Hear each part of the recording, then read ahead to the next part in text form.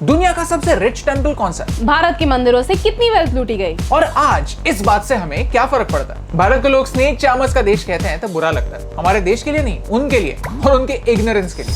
Hi, I am अभी and I am Neue. और पिछले महीने हमने प्रॉमिस किया था कि हर महीने हम एटलीस्ट एक ऐसा वीडियो लाएंगे जो भारत के एंशिएंट नॉलेज के भंडार को आपके सामने लाए। In the next few minutes हम भारत के कुछ ऐसे वंडर्स के बारे में जानने वाले हैं जिन्हें देखकर आप भी हमारे वेल्थ, नॉलेज और आर्किटेक्चर से अमेज हो जाएंगे। तो अगर आपको इस वीडियो से कुछ नया सीखने मिलता है तो इसे अपने दोस्तों के साथ शेयर कीजिए। भारत की पुरानी नॉलेज को एक नई तरीके से आपके सामने लाना हमारा मिशन है। हमें सपोर्ट करने के लिए हमारे YouTube चैनल को सब्सक्राइब कीजिए और इस बेल आइकॉन को प्रेस कीजिए। नंबर 1, सिर्फ भारत का ही नहीं पूरी दुनिया का सबसे धनवान टेंपल है पद्मनाभ स्वामी टेंपल। ये मंदिर केरला के तिरुवनंतपुरम सिटी में है। इस मंदिर का मेंशन विष्णु पुराण, ब्रह्म पुराण, भगवत पुराण और महाभारत में भी है। इस मंदिर में 6 दरवाजे हैं जिनमें से 5 दरवाजे आज तक खोले गए और इन दरवाजों के पीछे क्या मिला? Ancient treasure, bags of gold, जिनमें से कुछ बैग्स का वजन 800 किलो से ज्यादा।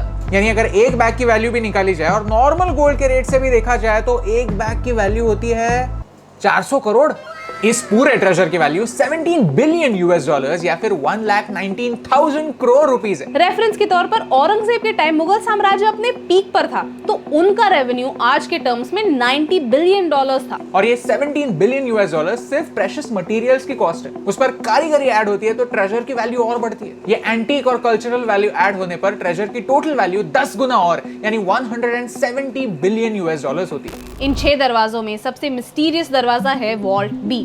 इस दरवाजे पर ऐसे नाग बने हुए हैं। माना जाता है कि वॉल्ट बी जो कभी खोला नहीं जाता, उसके पीछे जो खजाना है वो इन 5 दरवाजों के पीछे जो खजाना है उससे भी ज्यादा है। लोग कहते हैं कि ये वॉल्ट एक एंशिएंट मंत्र के बिना खोला नहीं जा सकता। कुछ राज ही रहे तो बेहतर होता है। नहीं तो पता नहीं कि ये संपत्ति कैसे कैसे संकटों को खींच लाए। नंबर 2, हमारे मंदिरों की असली वेल्थ जानने के लिए सिर्फ वॉल्स के अंदर क्या है ये जानना सफिशिएंट नहीं, कभी कभी इन मंदिरों से क्या गायब हुआ ये भी जानना जरूरी होता है। ब्रिटिशों ने भारत से 45 ट्रिलियन डॉलर्स की वेल्थ चुराई, लेकिन अगर कोई था जिसने भारत को ब्रिटिशों से भी ज्यादा लूटा तो वो था महमूद ऑफ गाजनी। इस महमूद ने भारत पर 17 बार इन्वेजन किए और लोगों के घरों से मंदिरों तक कुछ नहीं छोड़ा। महमूद ऑफ गाजनी एक रूथलेस इन्वेडर था। उसके मंदिरों को तोड़ने की आदत की वजह से उसे आइडल ब्रेकर कहा जाता था। सोमनाथ मंदिर ऐसे ही मंदिरों में से एक है जिसे 17 बार तोड़ा गया। महमूद ने इस मंदिर से गोल्ड और सिल्वर के आइडल्स चुराए, रूबी के जेम्स लूटे और यहाँ के शिवलिंग को भी तोड़ा। ये बात है 1000 साल पुरानी, जब सोमनाथ के पहले इन्वेजन के बाद उस जमाने के 20 मिलियन दिनार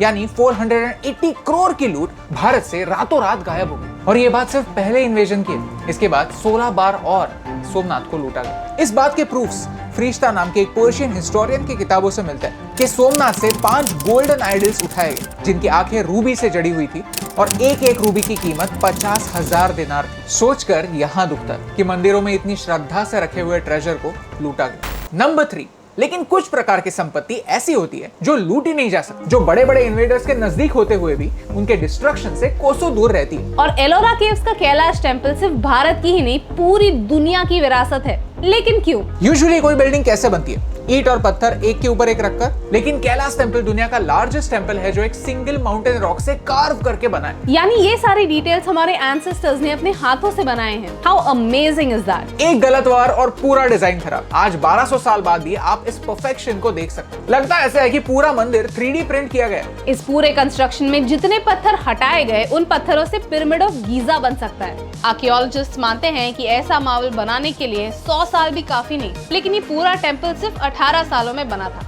और इसे सिर्फ बनाना ही मुश्किल नहीं था, इसे तोड़ना भी उतना ही मुश्किल था। माना जाता है कि औरंगजेब ने अपने 1000 बेस्ट सोल्जर्स को कहा कि इस टेंपल कॉम्प्लेक्स को तोड़ दो और 3 सालों का समय दिया, लेकिन फिर भी वो ये मंदिर तोड़ नहीं पाए। कैलाश टेंपल एक प्रूफ है कि कुछ चीजें लूटना बड़े बड़े लुटेरों को भी मुश्किल होता है। नॉलेज सबसे इम्पोर्टेंट संपत्ति है क्योंकि नॉलेज को कोई छीन नहीं सकता। भारत में ऐसे कई मंदिर है जिनकी कहानियां ईंट और पत्थर से कई ज्यादा मजबूत है। आप बताइए आपको कौन से मंदिर की कहानी सुननी है? Tell us in the comments below. लोग समझते हैं कि Indian temples are places of worship, लेकिन ये बात सिर्फ आधा सच है। हम हमारी किताबें भी मंदिरों में रखा करते थे। वैदिक कल्चर एक रिटन कल्चर नहीं, एक ओरल कल्चर। मंदिरों में बचपन से ही वेदों का ज्ञान बच्चों को मिलता था और दुनिया भर के ट्रैवलर्स रिलीजियस मोटिव से नहीं, एजुकेशनल मोटिव से मंदिरों में रहा करते थे। और ये हमारी असली वेल्थ है जो खुशी खुशी बांटी जाती थी। इसीलिए बुरा लगता है जब हम नालंदा यूनिवर्सिटी की कहानी को याद करते हैं। नालंदा सिर्फ एक इंटरनेशनल यूनिवर्सिटी नहीं थी, वो एक मॉडर्न मंदिर थी जिसकी लाइब्रेरी को धर्मकुंज कहा जाता था, जिसका लिटरल मीनिंग है माउंटेन ऑफ नॉलेज। जब बख्तियार खिलजी ने नालंदा जनता को लूटा, तब उसने वहाँ की सबसे इम्पोर्टेंट संपत्ति को भी लूटा,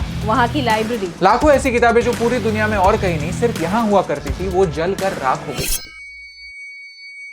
कहते हैं कि ये आग 3 महीनों तक जल रही थी। हम ऐसे देश में रहते हैं जहां पर हमें बचपन से ही सिखाया जाता है कि किताबों पर पेन से नहीं पेंसिल से लिखो। किताबों पर जरा सा दाग आ जाता है तो हमें बुरा लगता है, क्योंकि हमारे देश का नॉलेज ही है जो हमारी सबसे बड़ी विरासत है, जो 17 बार तोड़े जाने पर भी सोमनाथ मंदिर को 18वीं बार खड़े होने की ताकत देती। हमारे एंसेस्टर्स ने हमारे नाम पर नॉलेज के रूप में एक बड़ी इन्वेस्टमेंट की थी, जिसकी चाबी शायद इन्वेजन्स के वक्त कहीं खो गई, लेकिन उस पर वो ईश्वर नाम का बनिया इंटरेस्ट जोड़ता गया। शायद आज उसी इंटरेस्ट के दम पर नए जनरेशन के शिल्पकार कल के मंदिर बना रहे। इतनी बड़ी बड़ी कंपनीज के शिखर पर एक भारतीय होना क्या सिर्फ एक कोइंसिडेंस है या एक प्रूफ कि ऐसा भी खजाना होता है जो कभी छीना नहीं जा सकता? अगर आपको इस वीडियो से वैल्यू मिली तो इसे अपने दोस्तों के साथ शेयर कीजिए। तो चलिए हिस्ट्री को एक नए नजरिए से देखते हैं, नॉलेज की सीढ़ी बनाकर दिमाग की खिड़कियां खोलते हैं और हमारे पास्ट के फाउंडेशंस पर हमारे भविष्य के मंदिर बनाते हैं। और इस फैक्ट के दर्शन आपको करवाने से मुझे फर्क पड़ता है।